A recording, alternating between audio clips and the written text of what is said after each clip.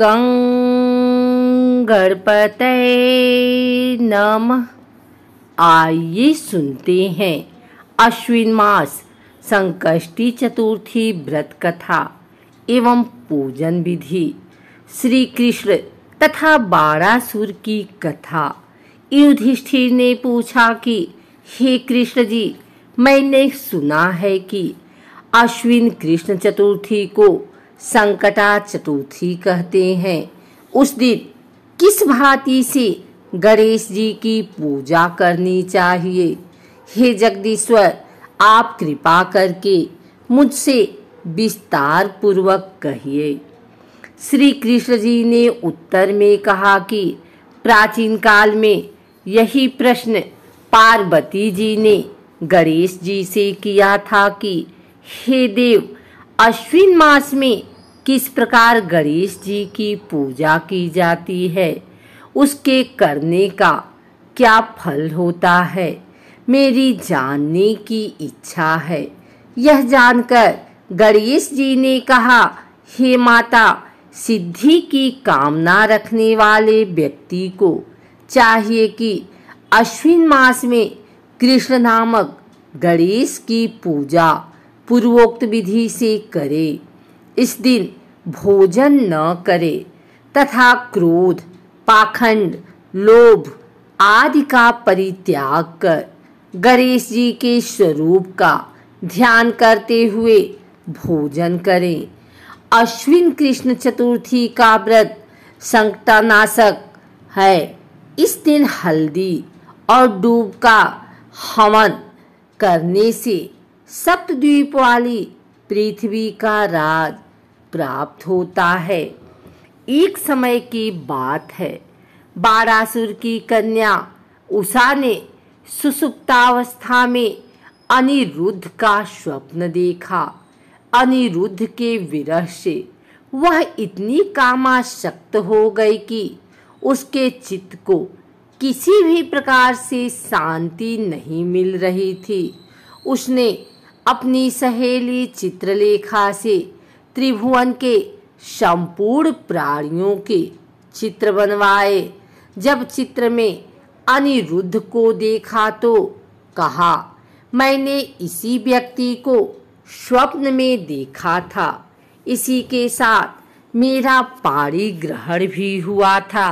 हे सखी, यह व्यक्ति जहाँ कहीं भी मिल सके ढूंढ लाओ, अन्यथा इसके वियोग में मैं अपने प्राण छोड़ दूंगी।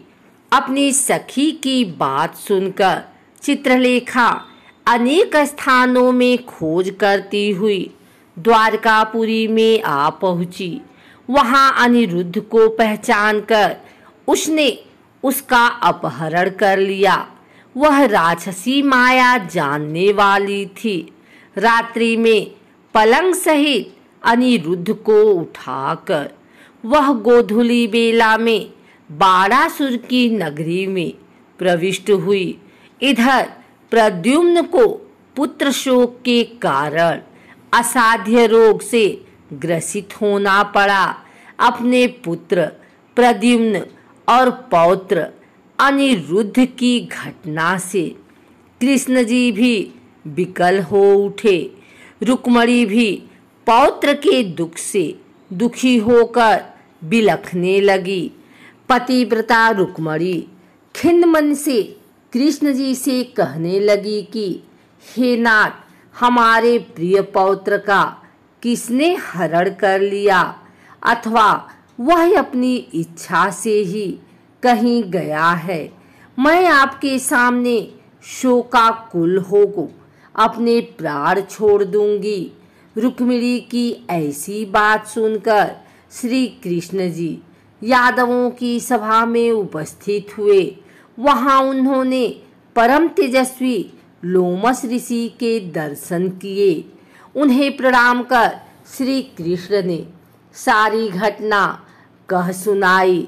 श्री कृष्ण ने लोमस ऋषि से पूछा कि मुनिवर, हमारे पौत्र को कौन ले गया? वह कहीं स्वयं तो नहीं चला गया है? हमारे बुद्धिमान पौत्र का किसने अपहरण कर लिया। यह बात मैं नहीं जानता हूँ। उसकी माता पुत्र वियोग के कारण बहुत दुखी है। कृष्ण जी की बात सुनकर लोमस मुनि ने कहा कि हे कृष्ण, बाणासुर की कन्या उषा की सहेली चित्रलेखा ने आपके पौत्र का अपहरण किया है और उसे बाणासुर के महल में छिपा के रखा है। यह बात नारद जी ने बताई है। आप अश्विन मास के कृष्ण चतुर्थी संकष्टा का अनुष्ठान कीजिए। इस व्रत के करने से आपका पौत्र अवश्य ही आ जाएगा। ऐसा सुनकर मुनिवर वन में चले गए। श्री कृष्ण जी ने लोमस ऋषि के कथानुसार व्रत किया। हे देवी, इस व्रत के प्रभाव से उन्होंने अपने शत्रु बाणासुर को पराजित कर दिया। यद्यपि उस भीषण युद्ध में मेरे पिता शिव जी ने बाणासुर की बड़ी रक्षा की, फिर भी वह परास्त हो गया। भगवान कृष्ण ने कुपित होकर बाणासुर की सहस्त्र भुजाओं को काट डाला। ऐसी सफलता मिलने का क्या कारण? व्रत का प्रभाव ही था। श्री गणेश जी को प्रसन्न करने तथा संपूर्ण विघ्न को शमन करने के लिए इस व्रत के समान कोई दूसरा व्रत नहीं है। श्री कृष्ण जी कहते हैं कि हे राजन, संपूर्ण विपत्तियों के विनाशार्थ व्रत को अवश्य ही करना चाहिए। इसके प्रभाव से शत्रुओं पर आप विजय लाभ करेंगे एवं राज्याधिकारी होंगे। इस व्रत के महात्म्य का वर्णन बड़े बड़े विद्वान भी नहीं कर सकते। हे कुंती पुत्र, मैंने इसका स्वयं अनुभव किया है। यह मैं आपसे सत्य कह रहा हूँ। आइए सुनते हैं संकष्टी चतुर्थी पूजन विधि। प्रातः काल उठकर नित्य कर्म से निवृत्त हो, स्नान कर स्वच्छ वस्त्र धारण कर लें। श्री गणेश जी का पूजन पंचोपचार धूप, दीप, नैवेद्य, अक्षत, फूल विधि से करें। इसके बाद हाथ में जल तथा दुर्वा लेकर मन ही मन श्री गणेश का ध्यान करते हुए व्रत का संकल्प करें। संध्या होने पर दोबारा स्नान कर स्वच्छ हो जाएं। श्री गणेश जी के सामने सभी पूजन सामग्री के साथ बैठ जाएं। विधि विधान से गणेश जी की पूजन करें, वस्त्र अर्पित करें, नैवेद्य के रूप में लड्डू अर्पित करें। चंद्रमा के हृदय होने पर चंद्रमा की पूजा करें और उदय होने पर चंद्रमा को अर्घ्य दें। उसके बाद गणेश चतुर्थी की कथा सुने अथवा सुनाएं। दूब तथा हल्दी से हवन करें। तत्पश्चात गणेश जी की आरती करें।